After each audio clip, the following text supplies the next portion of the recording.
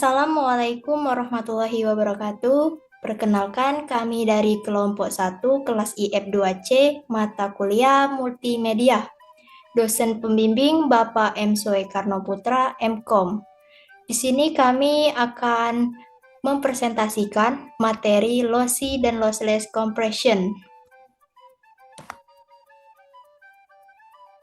Perkenalkan, nama saya Inaya Utami dan teman-teman saya Herawati, Mohmasum, Saprulisan, dan Ardi Birawinata.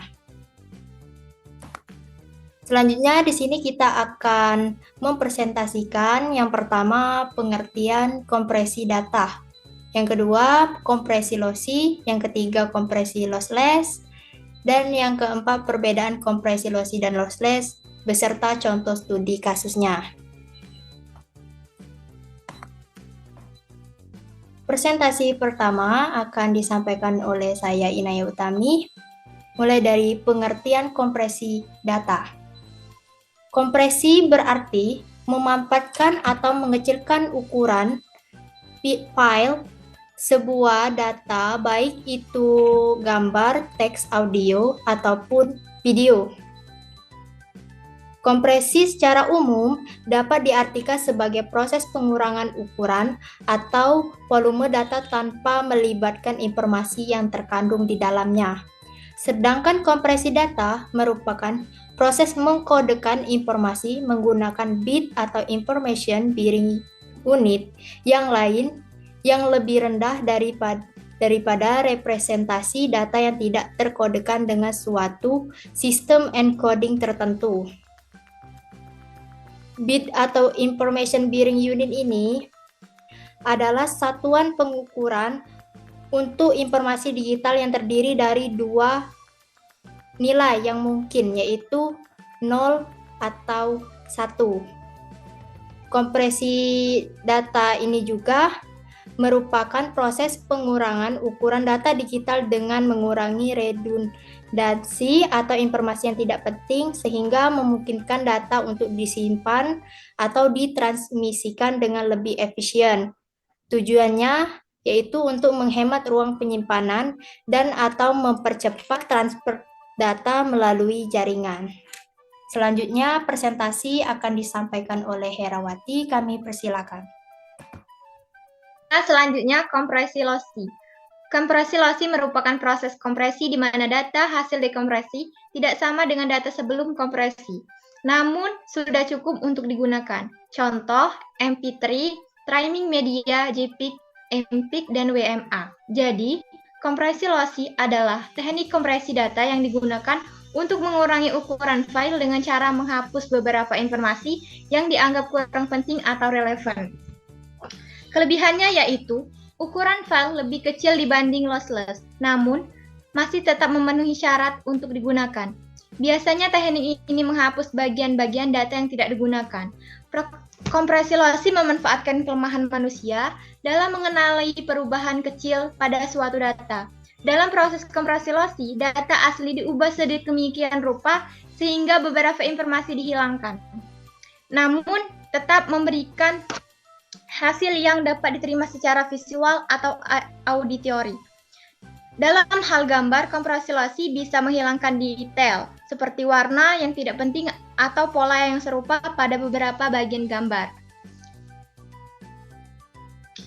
Misalnya terdapat image asli berukuran 12,249 bits, kemudian dilakukan kompresi dengan JPEG kualitas 30 dan berukuran 1,869 bits, berarti image tersebut 85% lebih kecil dan rasio kompresi 15%.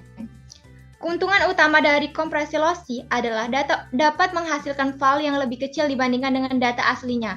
Hal ini memungkinkan untuk menyimpan lebih banyak data dalam media penyimpanan yang sama atau mempercepat proses transfer data.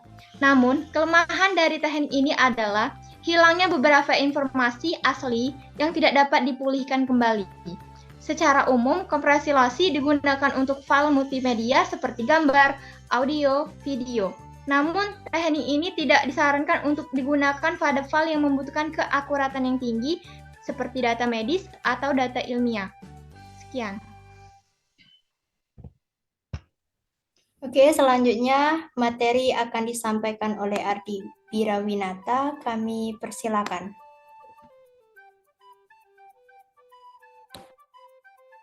Baiklah, di sini saya akan melanjutkan dari Herawati, yang manakah ini adalah kompresi dari lossless ya. Perlu kita ketahui dulu, kompresi lossless ini merupakan kompresi di mana data kompresi didokompres lagi menjadi hasilnya tepat data sebelum proses kompresi. Contoh aplikasi zip, RAR, dan gzip, 7zip. Jadi teknik ini dibutuhkan data setelah dikonversi harus dapat diekstrak lagi di tempat sama. Contoh pada teks data program atau binary berupa image seperti JPEG dan PNG. Adapun juga data-data yang setelah dikonversi dengan teknik kompresi lossy ukurannya menjadi lebih besar atau sama.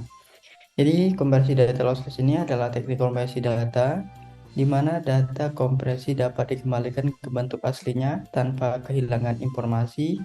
Dalam kompresi lossless ini juga data dikompresi dengan cara memanfaatkan pola-pola redundasi yang terdapat dalam data tersebut.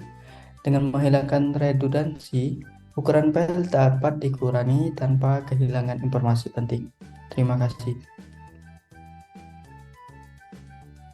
Selanjutnya, presentasi akan disampaikan oleh Mohmasum Saprolisan. Kami persilakan. Baiklah, saya di sini akan melanjutkan presentasi dari Ardi Birawinata. Sebelumnya sudah dijelaskan, yaitu kompresi lossy dan lossless. Nah, di sini saya akan menjelaskan perbedaan antara keduanya. Pada kompresi lossy, itu menghilangkan bagian data yang tidak berguna atau yang tidak terdeteksi. Sedangkan kompresi lossless itu merekonstruksi data yang tepat. Selanjutnya, kompresi lossy mengurangi ukuran data pada tingkat yang lebih besar. Nah, jadi hasil dari kompresi lossy ini bisa lebih kecil, setengah bahkan lebih dari data semula. Dan untuk kompresi lossless, dia mengurangi ukuran data pada tingkat rendah. Bahkan di beberapa file, hasil dari kompresi lossless ini bisa menjadi lebih besar. Dan yang ketiga, kompresi lossy membuat kualitas data menurun. Contohnya pada file gambar maupun video. Ini terlihat sangat signifikan sekali penurunannya, menjadi kualitas gambarnya buram.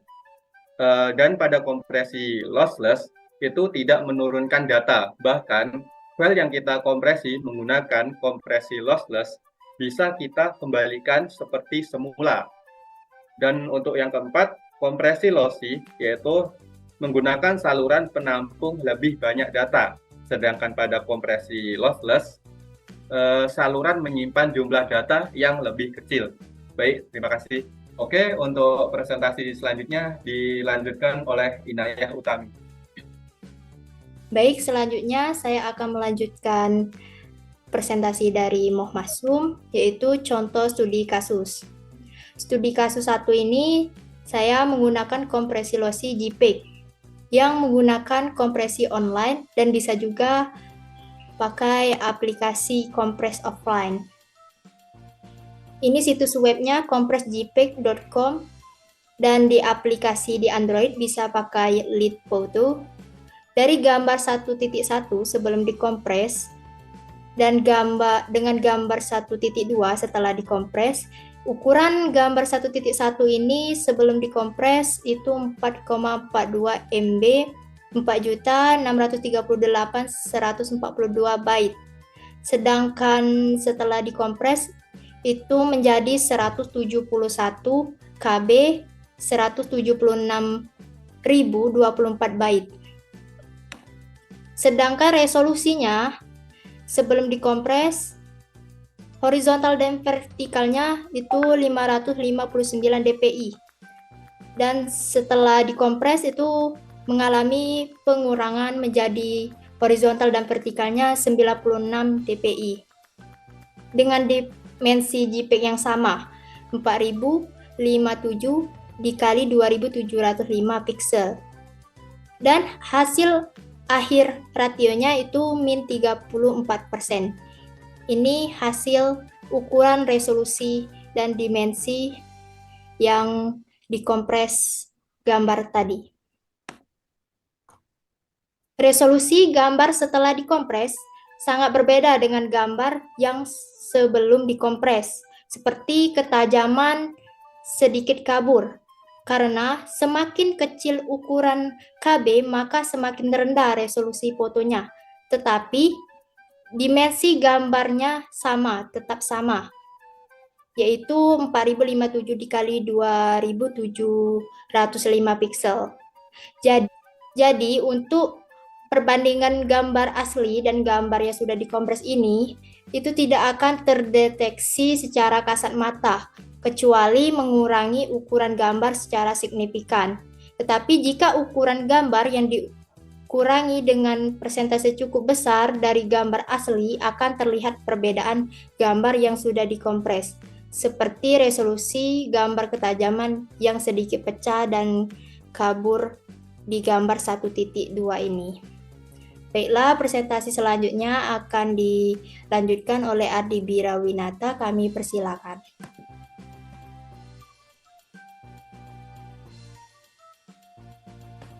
Baiklah, saya akan melanjutkan dari presentasi dari Inayah Utami, yang mana studi kasus saya adalah studi kasus kedua, kompresi lossless ya.